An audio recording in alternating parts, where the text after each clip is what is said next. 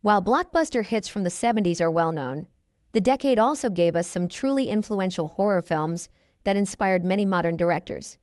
This list features lesser-known gems that still have the power to surprise and unsettle audiences today.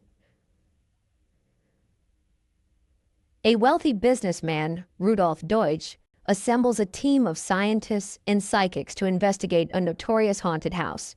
Their task? Survive an entire week inside the former home of a deranged killer, and it's truly terrifying. Pamela Franklin and Roddy McDowall fully embody their roles, while the film masterfully builds tension without relying on CGI. The result? A chilling experience that deserves a round of applause. A young girl excited for her summer vacation plans to visit her father. However, when she learns that his beautiful, freakishly serene girlfriend will be joining them, she decides to spend the summer instead at her aunt's house in the countryside. She brings along her friends, each with their own quirky traits. Unbeknownst to them, the house is haunted, and as they arrive, strange events begin to unfold. One by one, the girls vanish, gradually uncovering the chilling secret behind the house's madness. Many consider A Bay of Blood to be Mario Bava's masterpiece. We won't go that far, but there's no denying that this film stands out among typical genre entries.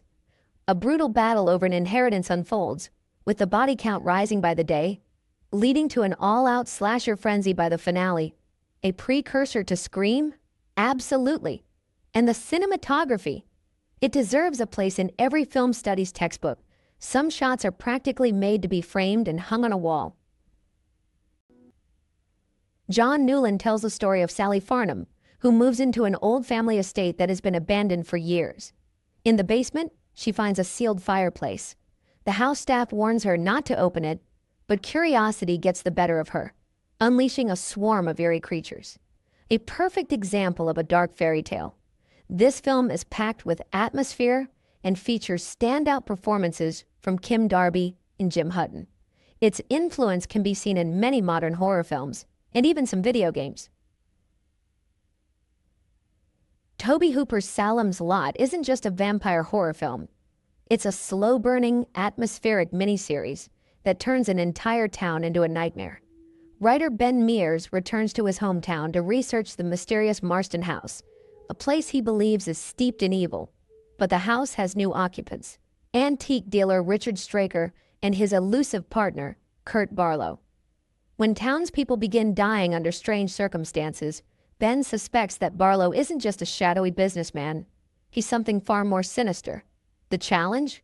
Convincing anyone that a real vampire is lurking in their midst. The House with Laughing Windows isn't a film for those who enjoy solving mysteries, as much of the plot is easy to figure out long before it's revealed. However, it offers stunning landscapes, intriguing architecture, and a suffocating atmosphere.